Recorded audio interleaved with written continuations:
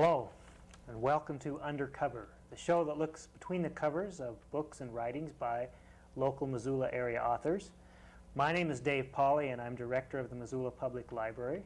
And this show is jointly produced by the Public Library and Fact and Fiction Bookstore. We have a rather different slant on things for this evening's show. I'd like to welcome our guest, Dennis Held. Welcome, Dennis. Thanks, Dave. Nice to be here. Dennis is the co-editor of a publication called Cut Bank. Why don't you hold that up so people can get a look at that? And Cut Bank is a literary magazine put out by the University of Montana. Has rather interesting entries, poetry, fiction. I'm going to let Dennis tell you a little bit more about that, but I wonder, Dennis, if you could just explain a little bit about Cut Bank, how it got its start, how it's supported, just a little bit about what kind of a publication this is. Sure, Dave. Cut Bank's got a long and illustrious history as far as publishing Montana writers and Missoula writers in particular. It was founded in 1973 by William Kittredge, who still teaches at the university, teaches writing, and David Long, who was then a student and is now a local author. He lives up in Kalispell with 2 books of short stories, Home Fires and The Flood of '64. And they started it up as a sort of student-run publication to try and provide a place for people who have writings around the Missoula area, and especially for students.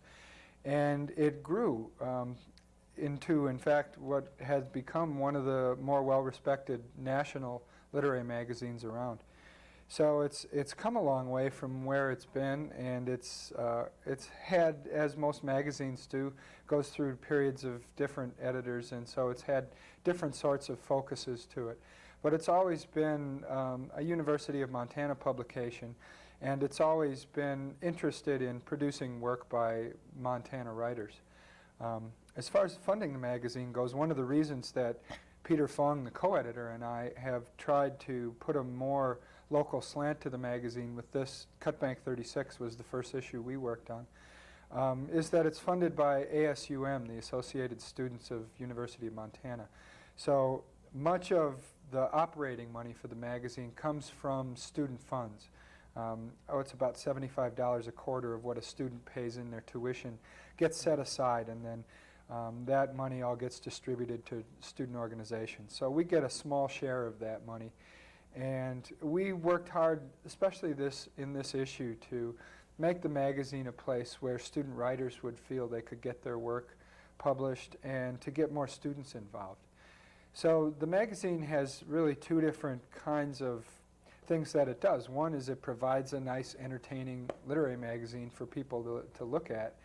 And it provides a place for Montana area writers to get their work read in a wider audience.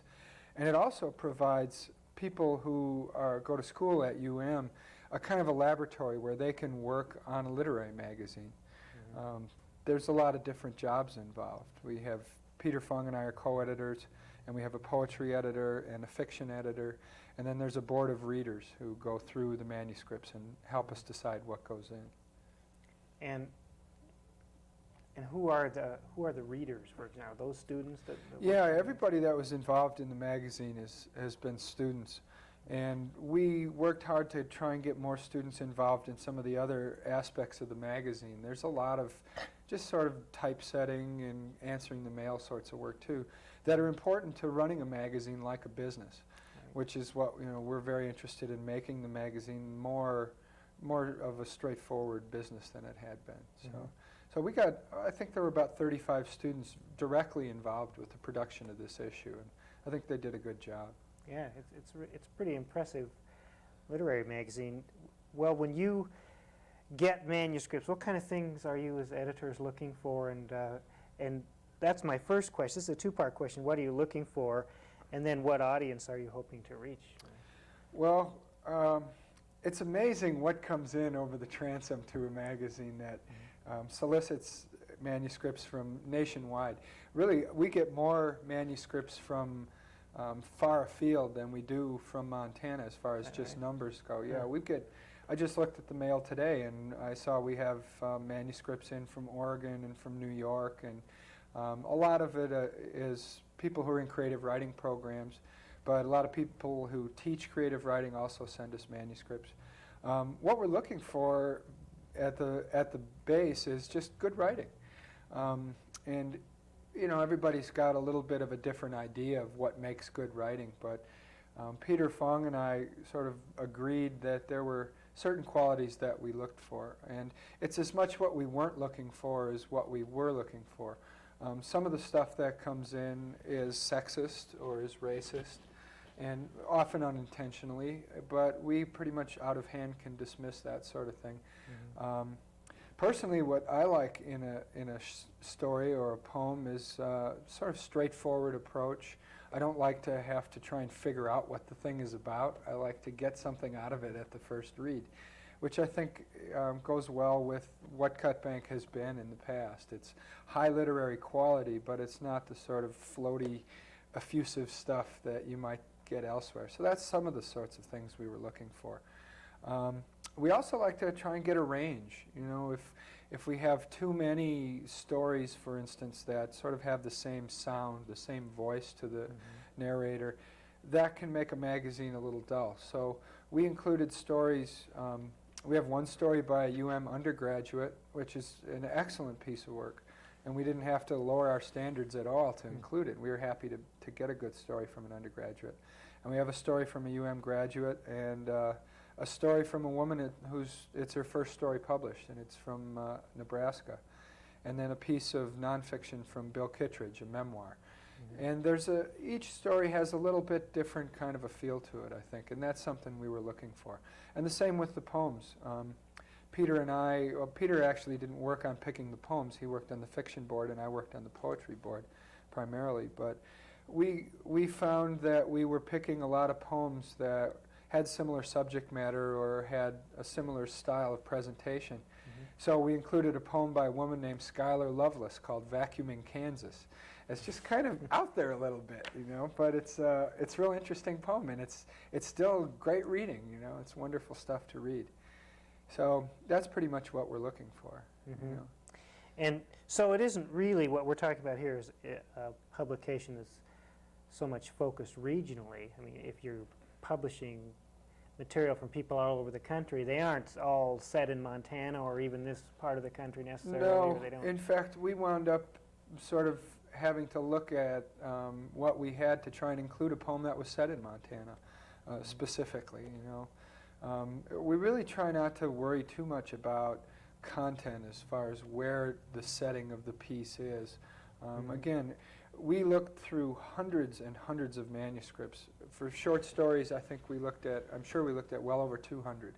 And at the very most, probably 30 or 40 of those came from Montana. And of those, maybe 5 or 6 were set in Montana. So that isn't really a final consideration or even a major consideration. We look for what we think is the best writing, something that people will read. And in answer to the second part of that question, part of that is because we're sending these magazines out nationally. We have 3 distributors, an East Coast distributor, a Midwest distributor, and a West Coast distributor, who sell the magazines to bookstores across the country, a lot of university bookstores. And then some people request the magazine, people who have seen it elsewhere. And around town, we just do our own distribution by taking it around to the various bookstores in town, and we find we've had a real good response to this magazine. Peter and I both have gotten phone calls at home from people who just said, "Hey, I just wanted to tell you that we like the new look of Cutbank." So that was real rewarding after all that work. That's great. Yeah. And what about the people who submit works to a magazine like Cutbank or other literary type of magazine that's published by a university? Would they tend to be writers who are looking to get their first story published, or are they established people, or what? It's everything. We get a range. This Cutbank magazine has been fortunate to get work from people who have a number of books out, and Margaret Alschwede, the woman from Nebraska, who sent us a short story. It's her first story published. So it's really people from all different walks of life and all different levels of having been published before. So we don't look at really at cover letters so much as to where they've been published or anything. We set them aside and then read the manuscripts and then go back and see. And it's interesting because many of the people whose work we reject seem to have been published quite a bit. And some of the people whose work we accept, nobody's ever heard of them before. So the manuscript needs to stand on its own. Yeah, it really does. It really does. And once what happens in the review process is that the fiction editor and the poetry editor look at every manuscript that comes in, and they decide which manuscripts are going to be read by the entire board. Okay. And the board of readers for poetry, there were 8 of us, and for fiction, I think there were 11. So, and in order for a manuscript to get chosen, it has to first be chosen by the major editor, and then it's got to be passed by at least a majority, of the people who are on the reading board. And everyone gets a chance to look at the manuscripts that didn't make the first cut, that the poetry or fiction editor didn't take. So if there's something in there that they like, they'll pull it out and have the whole board take a look at it. And then it gets fun. Then it gets a little bit exciting because everybody's got their favorites and everybody has their tastes. And so we go through and make a pile of maybes and a pile of no's. We don't make any yeses at first. And so then we have long 6-8 hour meetings where we hash it out. And then the last meeting we have, we know about how many works the magazine will fit. And then we say, all right, what are the yeses and what are the no's? There's no more maybe land. And people argue strongly for what they want to see in the magazine, and everybody gets a chance to have their opinions heard. And sometimes, I know myself as a reader, I read past something. I read a poem and it just didn't strike me. And if you're reading over 100 poems, for instance, in the course of reviewing manuscripts, it's easy for a good one to slip by you. And then somebody say, wait a minute, you can't let this one go. This is a great piece. And so then I'll look at it again, and then we'll go through the process again. And then we wound up with our final selection. So having a number of people involved is really helpful. It is. For one thing, it takes some of the pressure off of having to make those kinds of decisions, which are important to people. Now, I know I'm primarily a poet. I write some short stories too, and when I send something out and it comes back rejected, it hurts, And even when we write a nice handwritten rejection letter to someone whose work came close, you know that it's going to be a little stinging for that person. So, it helps me to know that a number of other eyes have looked at this work and that we've come to some sort of consensus on it. So do you respond to everybody who submits something, or do you try to respond? Well, when we make we look at the first batch, there's usually over 100 short stories. And a number of those get rejected pretty summarily, out of hand. And we write sorry on the rejection letter, and we try to be, try to make the rejection letter as nice as possible. But the strict volume that we get dictates that we have to move kind of quickly through some of them. But anything that makes the first cut, and that's most of the stuff, gets a handwritten note. And if someone particularly liked it and it didn't get into the magazine, for instance, there were a couple of pieces that I would have really liked to see in there, but they didn't get it. I'll sit down and write the personal letter and tell them what I thought about it and ask them to resubmit. And hopefully they will.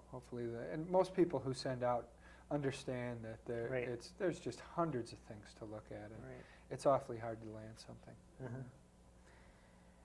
Well, as I was reading through some of the issues, I found some short stories that really caught my interest and attention. But it occurred to me that perhaps the short story isn't as widely read by the public as it used to be. And I got to thinking about being a kid in the 50s and Saturday Evening Post and every one of the popular magazines that my parents subscribed to had a lot of short stories by really well-known authors. I mean, I can remember reading John O'Hara stories in the Saturday Evening Post. Is that perception of mine correct or not, that people aren't reading as many short stories and they aren't published as widely as they used to be? Well, part of it is the simple demographics of magazine distribution. A lot of those general issue magazines have simply gone out of business. Right. And so some of the markets have dried up. I think actually now it's beginning to come back quite a bit, and there's a renewed interest in the short story. I would say within the last 5 or 10 years in particular. And I would point to, for instance, the O. Henry Award winners. The subscription for those kinds of collected stories are going up. And there's other magazines and collections, Pushcart Prize winners, for instance. There's more venues for short stories. The short story form has taken a kind of a turn, too, in the last 5 years or so toward much shorter stories. And there's an anthology called Sudden Fiction, which published quite a number of the stories. It's one benefit. A book that big, you can have 300 stories in it. Yeah. And so there's a real renewed interest, because there was a time when shorter stories were more popular, but now there are a lot of venues for those kinds of stories. And I think it's getting a little easier to publish a short story, and they're out there for people to read. You may have to look a little harder. I think you're right. But magazine publishing, the whole magazine industry has changed, popular magazine in particular, and I think that has had a great effect on the short story venues, just the kinds of places that you can read them.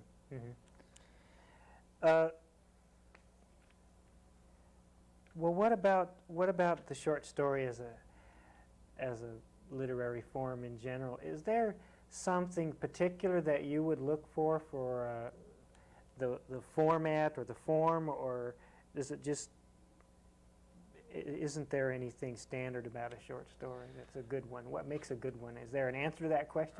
Well, I guess every editor's got a different answer to what makes a good story. I like stories that are understated, I guess, is a way to put it. And David Long is a good example.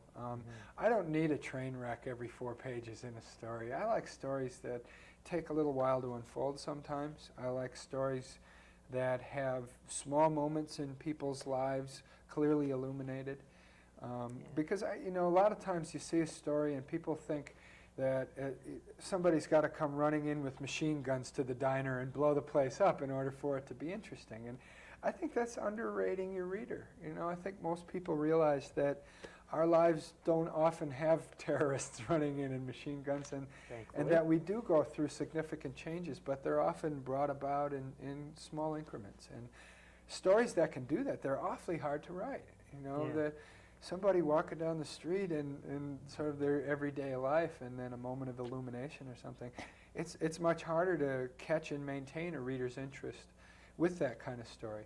So how that happens for me often, in the case of the stories in here, there's a story called Hardware by Mark Elling, the undergraduate, where there's thematic things going on that are shown through not necessarily symbols, but what's going on in the story sort of reinforces what's going on thematically.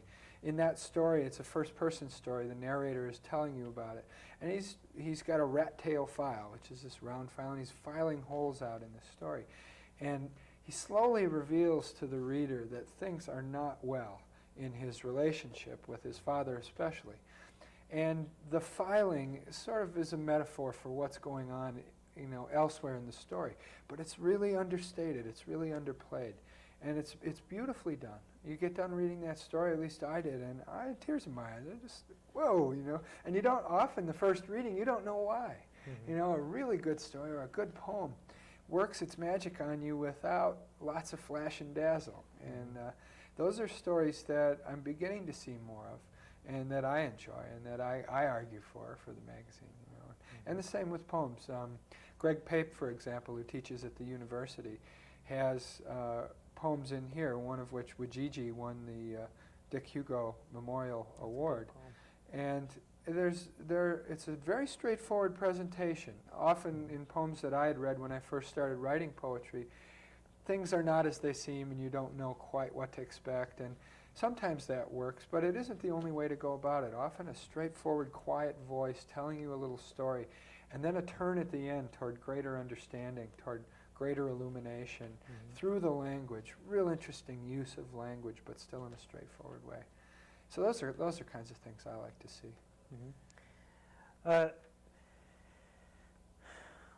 Well, let's see.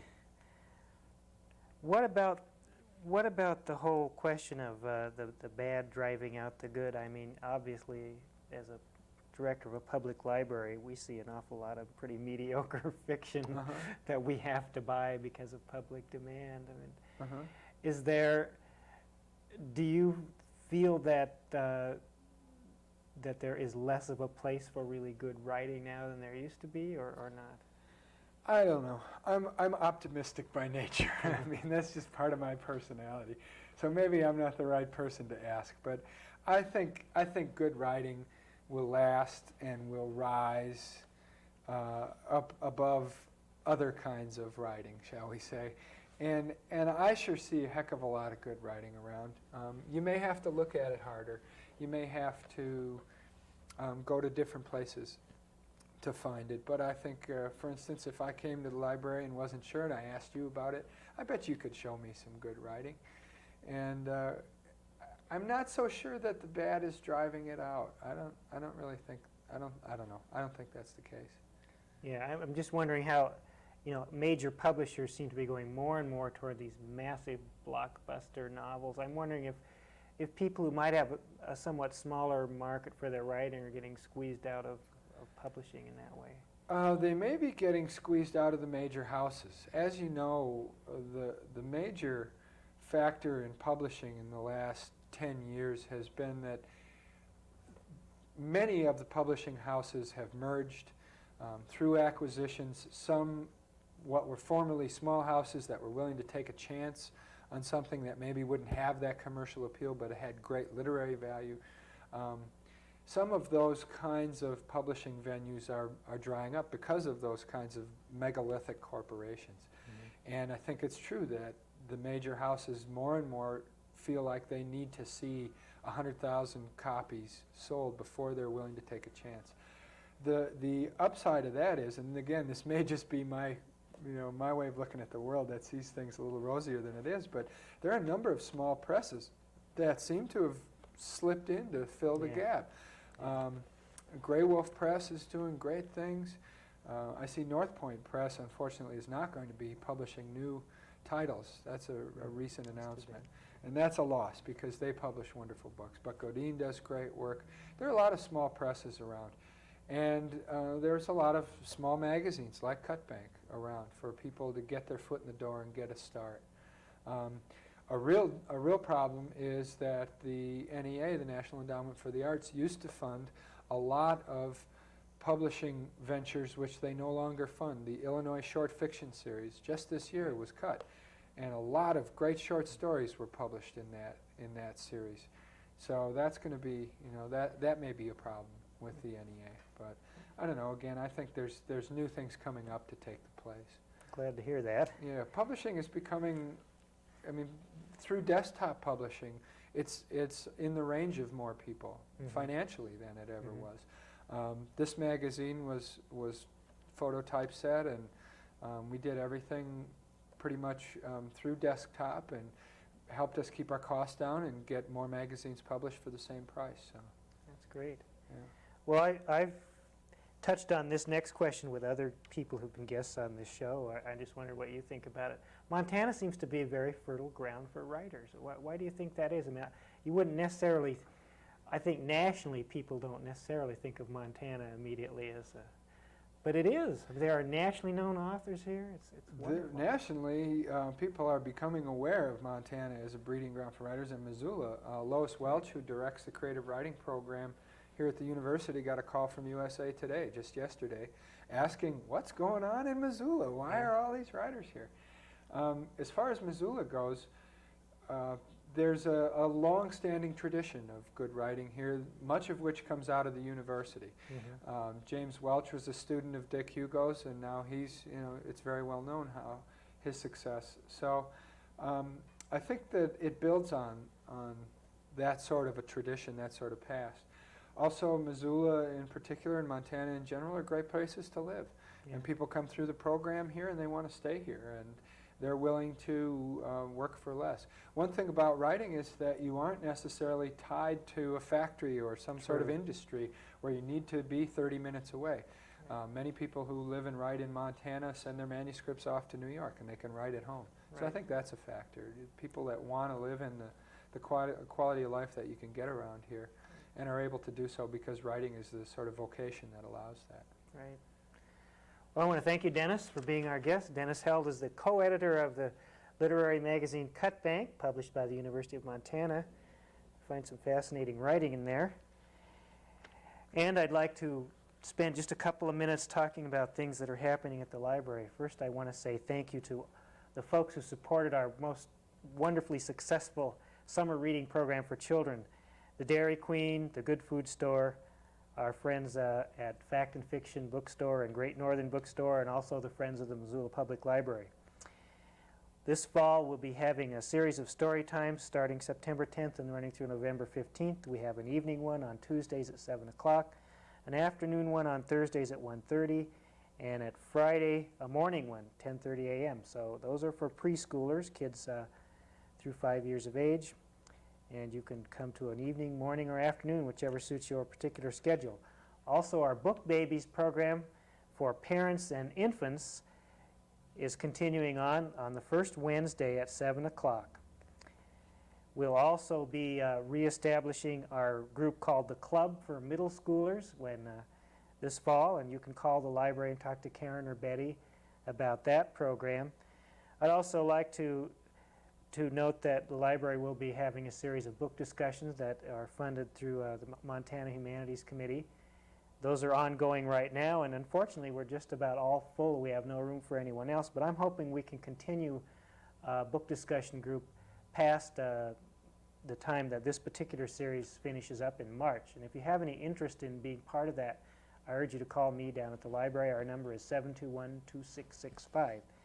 And as a final reminder, I'd like to let people know that our year-round hours, no change summer to winter, our year-round hours are Monday through Thursday, 10 in the morning till 9 in the evening, and Friday and Saturday, 10 in the morning until 6 in the evening. And we're very fortunate that we have been able to stay open those hours, and we really want to thank the county commissioners in particular this year for seeing fit to fund us at a little better level than we have been funded in the past. So again, we have convenient hours, evenings, and we're open every Saturday. If you have any questions about any of the programs going on at the library, again, be sure to call us at 721-BOOK, 721-2665. And again, I want to thank Dennis Held, who's been our guest here, and who is the co-editor of the publication Cut Bank.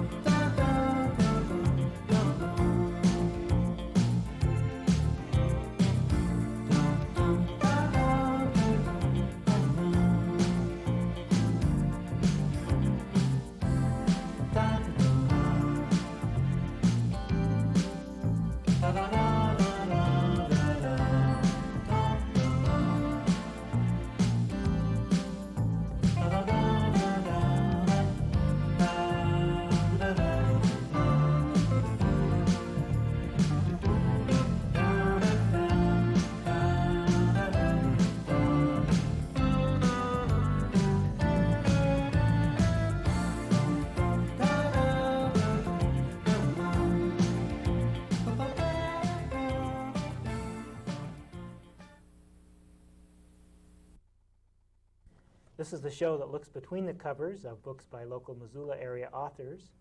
My name is Dave Pauley. I'm director of the Missoula Public Library, and the show is jointly produced by the Missoula Public Library and the folks here at MCAT, Missoula Community Access Television. We have as our guest this evening Professor Mike Chessin, who is the author of a book called Passing in Constanza and Other Tales of Eastern Europe in Change.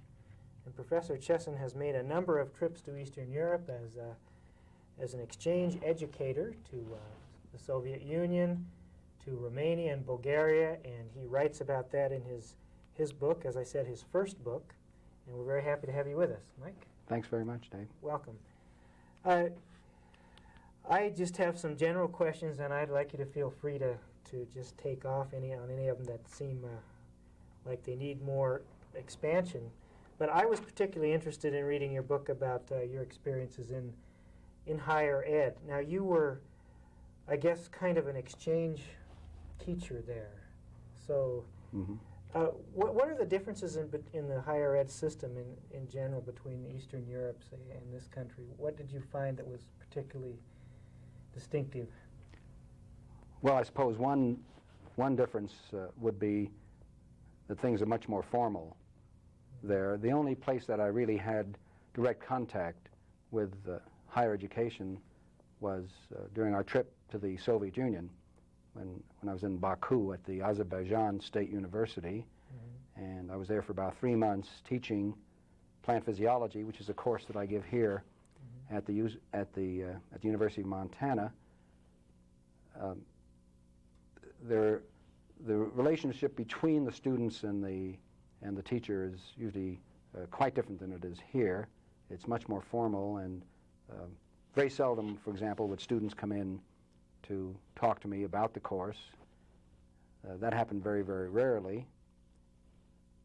There was one difference, apparently, is that they have less laboratory experience than we do, because the course that I teach, or did teach at the University of Montana, did have a laboratory associated with it, and it did not there in Baku. Now, that may have been partly because they simply don't have the funds and facilities for a laboratory course, which can be quite expensive.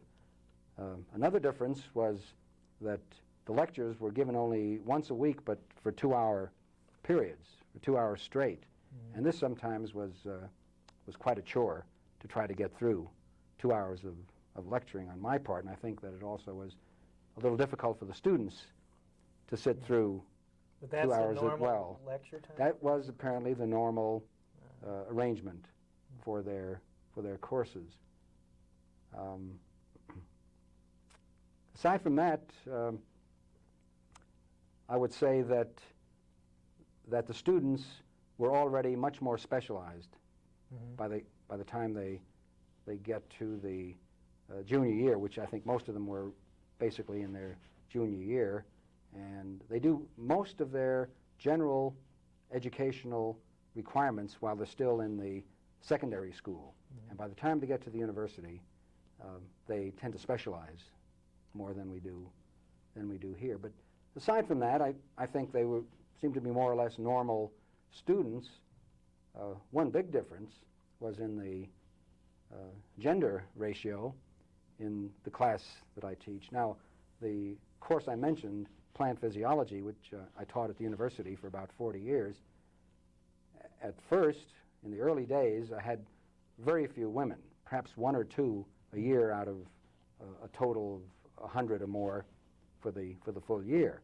And then gradually, of course, over the years, the ratio has changed here at the university to where, let's say, the women represent perhaps 50% of the enrollment in that course, even though it is in forestry, which was traditionally a more male-oriented profession. However, there at Baku, the percentage was even more in the direction of women to men, because I think out of a class of about 80, possibly 5 were men, and the rest, the other 75, were women. Now, you talked about that in the book. And what's the reason for that sort of difference, do you think? Well, I'm not sure exactly why. I think that the proportion of women in the biological sciences, including medicine, is very high in Eastern Europe. And so you tend to get more women enrolling in those subjects. This, despite the fact that most of the senior professors were male, the junior faculty was mostly female. So there seemed to be a certain level that they could attain, that the women could attain when they entered a profession like that. But the large majority of the people involved were women. Does that translate into, in general, in Eastern Europe and the Soviet? Well, I know Soviet Union's kind of a dated term right now, but I'm going to use it anyway. Right. As far as there are a lot of similarities between the different countries that we visited there, whether it was the Soviet Union itself or Romania, Bulgaria. There is a lot of similarity, aside from the political system. Educational system was very similar. Their whole food distribution network seemed to be similar, and there did seem to be certain professions in which you found mostly males or females. And medicine was one which, at least for the general practitioner, you're more likely than not to find a woman. Some of the specialties might be more males. A field like engineering, geology, which I guess traditionally are more male-dominated even in this country, were almost exclusively male. And fields like economics and history, which, at least before the recent changes, were considered the elite subjects. Again, mostly the males. Where you had the elite fields, which were more highly paid, they tend to be dominated by males as well. And you talked about in the book some of the women that you met, you and your wife met in the Soviet Union, in Bulgaria, and in Romania, as being almost, in some sense, what we think of as a superwoman. They were trying to pursue a professional career, have a family, and I guess is that a common challenge the women there? Well, I think that was quite characteristic. The women really had a whole new life open to them after the Russian Revolution, and then when some of the other satellite countries adopted the communist system, the same sorts of things applied there as well. But fields that traditionally had been closed to women in most of those countries, like Russia in Tsarist times, suddenly they became available for women. And I guess that aside from that, there was a question of earning enough to make a living. And so the combination of that, I think, led to women joining the workforce almost to the same extent as men. But what did resist change was the traditional woman's role, especially at home. And although men did quite a bit of the shopping, you saw a lot of that. But I suspect that the women still were considered the main raiser of the children, and also the cooking, I think, was usually the chore that the wife was involved in. So generally speaking, I think the women had much more of a challenge. On the other side of the coin, however, it seemed that especially for maternity and for daycare and things like that, nursery schools, this is one thing their system seemed to have entrenched pretty strongly. And superior to what we have. Oh yeah, probably. very definitely. Yeah. I think that's one of the areas that impressed us, and I hope that they are somehow able to retain some of the better qualities of their system in the heat of all these changes that they seem to be going for now. Well, in fact, since you brought that up, you were in Azerbaijan and Baku and Russia, and really when we speak now of those places, we're talking about independent countries Right. in effect. And How different are the different republics? And we used to just think of the Soviet Union as monolithic bloc, but obviously that's not true. And at the time you were there, they were still united, but obviously there are a lot of ethnic and cultural differences. How different, say, is Azerbaijan from Russia? Yeah. Okay, those are really the only two republics that we had any experience in were the Russian Republic and Azerbaijan.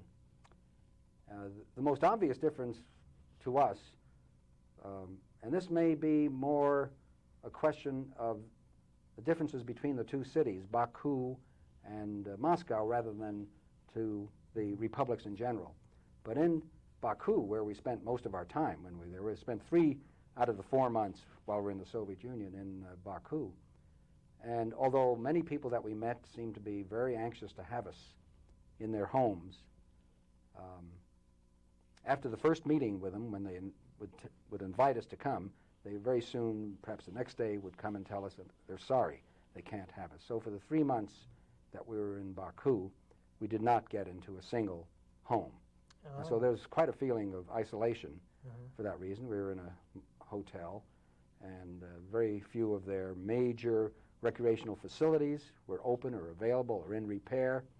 And in a way, I consider it almost a kind of house arrest, you know, not deliberately on the part of anybody, but just the kind of isolation was extreme. But as soon as we got to Moscow, practically, this changed. And we did get into several homes in the relatively short time that we were in Moscow. So again, I say I don't know whether that was typical, and it was sort of unexpected. I expected it might be just the reverse. But Azerbaijan, in many ways, still had the quality of a Byzantine situation. They, first of all, they're largely a Turkic-speaking people. They're Turkish origin mainly. And they just seem to be more concerned with questions of security, with punishment, and with following the straight and narrow. So we felt there was quite a difference that way. In fact, your lectures there in Baku were translated. You have some familiarity with Russian, but not with the language of Azerbaijan. And Yeah, they were translated into a language you had no idea what they were saying when you were lecturing. That's right. Azeri, as they call it, is basically a Turkish language. And I was surprised that they did give most of their courses in that language. And you see, this is one of the things that kind of made this whole all these revolutionary changes came as quite a shock to me too, because I thought it was quite civilized for the Soviet Union to permit the republics to give the courses in the native language. I didn't think that was particularly repressive, so I thought they would appreciate that. Our translator, who was of Azeri origin, used to express very great gratitude for what the Russians did for them, in the sense that they modernized their nation. And for example, right across the border from Azerbaijan is Iran, and the contrast between the two, let's say in terms of modernization, in many respects, is quite stark. And he was very grateful for the Russians to have brought Western culture, and he mentioned Shakespeare particularly, as one of the reasons that he appreciated what he did. And of course, at the university itself, there was quite a mix of professors there in terms of national origins. There were maybe 50% were local Azeri, but there are a lot of Russians, there are a lot of Central Asians. Armenians were particularly well represented in the faculty, and I think in the student body as well. There are a lot of Armenians living in Baku, and so we were really quite shocked when we heard later, after we left. We were there in '83, and of course in '86 or '87, or maybe even a little later, '88, there were these ethnic clashes between Azeris and Armenians, And this came as quite a shock to us. We didn't really... So you didn't sense there was we a didn't- simmering undercurrent there? Not that deep. It certainly wasn't expressed to us. Right. But maybe that's the reflection of just how repressed the Yeah. people were. Mm-hmm. Well, you talked about in the book how sometimes people that you met there were able to come over here and pay you a visit, and I was wondering what educators from Eastern Europe and from Russia thought about our system of higher education here. Did you get a chance to talk to any of them about that? Actually, we haven't had any of our friends from there come over to visit.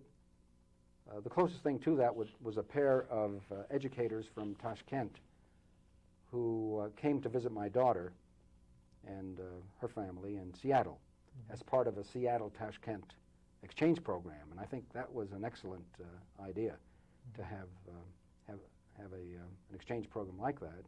I regret that the similar attempt here in Missoula has not met with much official support by our city fathers. But the major thing I came back from Seattle with after meeting these educators, one was actually a director of an English language school, and his wife was a teacher of English there.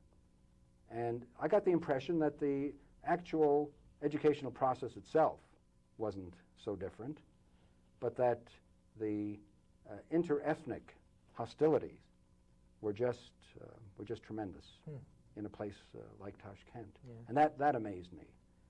That's the sort of thing they live with and that many of them want to get away from. That's one reason that they'd like to leave the country, because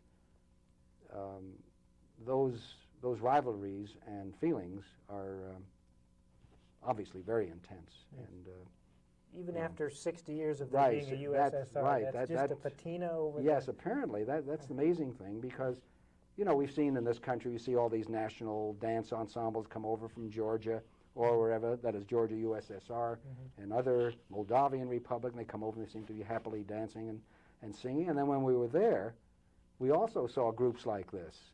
And that seemed to be a good reflection of their ability to show their national feelings and express themselves. But I guess that was, as you say, a patina.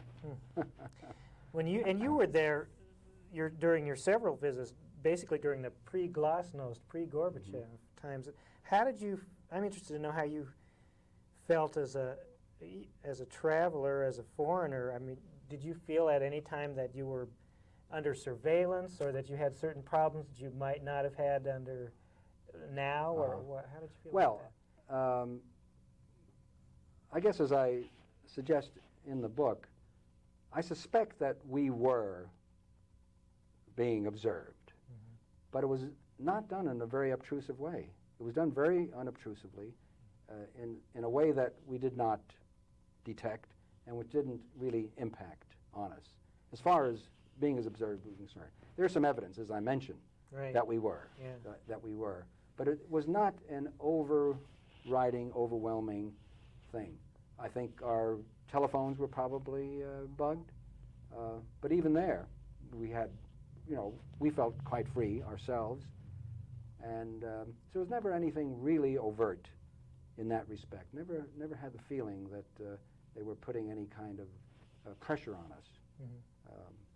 But you did have some problems with the bureaucracy occasionally, getting permits or getting clearance to travel. And right. The bureaucracy is unbelievable. It was unbelievable. I don't know. I hope it's better. I hope it's better now. But it was perhaps one of the more frustrating features of life there, and I'm sure it's something that the people in that part of the world are trying to do away with.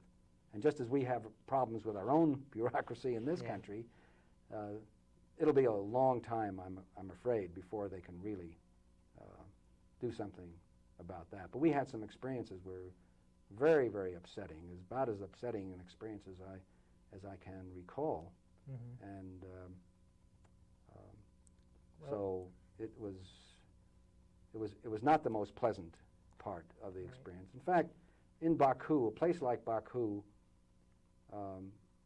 I also had some medical problems when I was there. It turned out not to be very serious, although sort of kept me kind of under the weather for most of the time that I was there. And I'd be sometimes lying on my bed in a small hotel room and, you know, the stomach rumbling away and the yogurt not working quite right and whatever.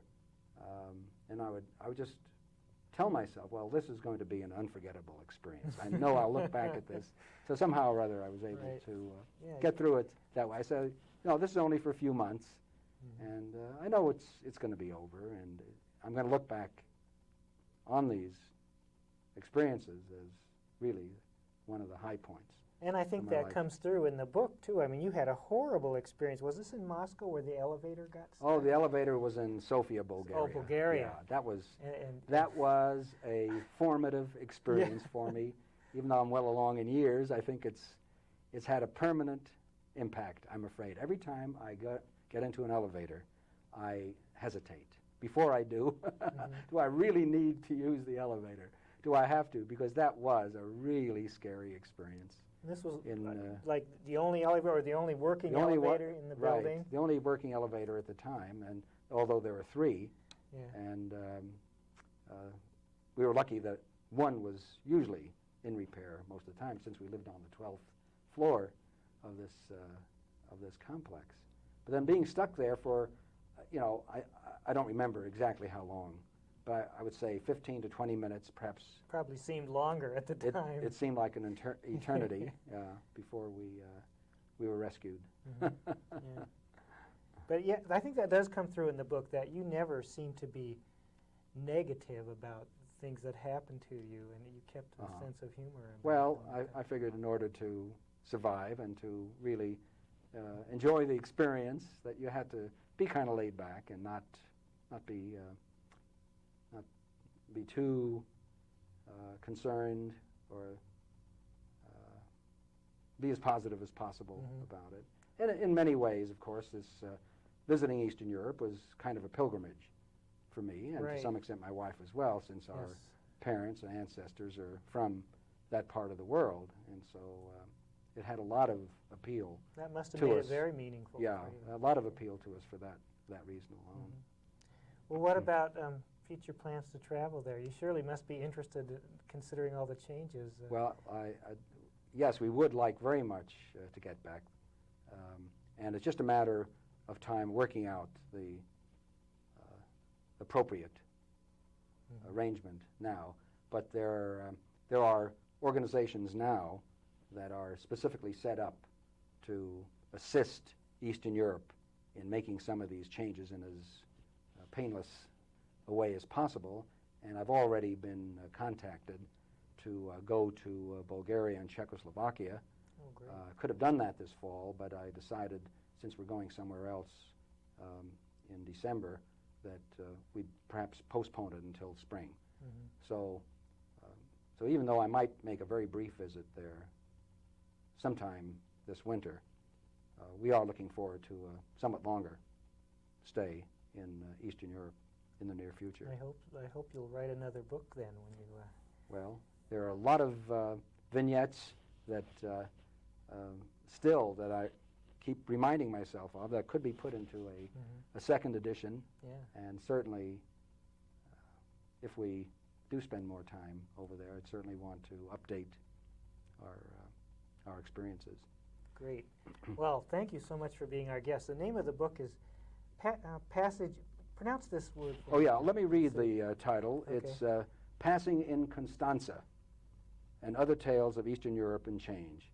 Constanza is a seaport on the Romanian Black Sea, and it has a particularly interesting history because it had both a Latin colony there for many years, and then, of course, the Turkish occupation for hundreds and hundreds of years, which is the reason for the minaret and mosque that you see in the town square. Great. Thank you very much, Mike, for being our guest. I'd like to take a couple of minutes here to tell you about things happening at the library. Did you know that you can dial in with your computer to the library's catalog now? If you have a modem, you can dial in and get get all the information in the library catalog, what books are there, what's checked out. And you need to dial 549-1611 or 543-5418. Now, if you are not sure you have the proper equipment or software, just give us a call on our regular library number, 721-2665, that's 721-BOOK. And we will walk you through and tell you exactly what you need. But most of the common communication software and modems can be used to dial in the library computer. Also want to make a pitch again for our hours. We're open Monday through Saturday, year-round. We're open evenings until 9, Monday, Tuesday, Wednesday, and Thursday, and Friday, Saturday, we're open until 6, and we open at 10 in the morning. So we didn't used to be open on Mondays, so we're glad to have that day back again. And we have a number of other things going on at the library, special programs for kids, our preschool story time. Now through November 15th, we'll have story times evenings, afternoons, and mornings. Tuesday evenings at 7, Thursday afternoons at 1:30, and Friday mornings at 10:30. Again, if you have any questions about that, that's for children 3 to 6, but just call us at 721-BOOK. And finally, I want to make a pitch for a real special new program that we have called Book Babies, which is the first Wednesday of every month at 7 o'clock. This is for parents and their children ages birth to 24 months. We have a special time for sharing books and finger plays and songs with the kids, and normally we also have a speaker for the parents to talk about some aspect of child development. That's a new program, and we're real pleased with the public response to that.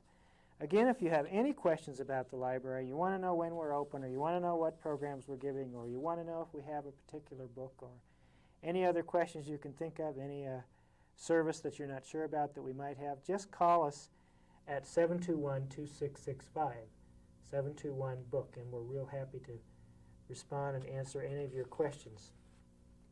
Again, I want to thank Professor Mike Chessin for being our guest this evening on Undercover. I know viewers are going to want to take a look at this book that he has written, especially in light of renewed interest in what's going on in that part of the world. I really think it'll help give people some insights that they may not otherwise have. And Mike, thanks again for being our guest. Thanks very much. I'm looking forward to seeing some other writings from you. I know this is your first book, but I'm looking forward to seeing some more come out about your travels and your experiences. Thanks for your encouragement, Dave. Okay, thanks a lot.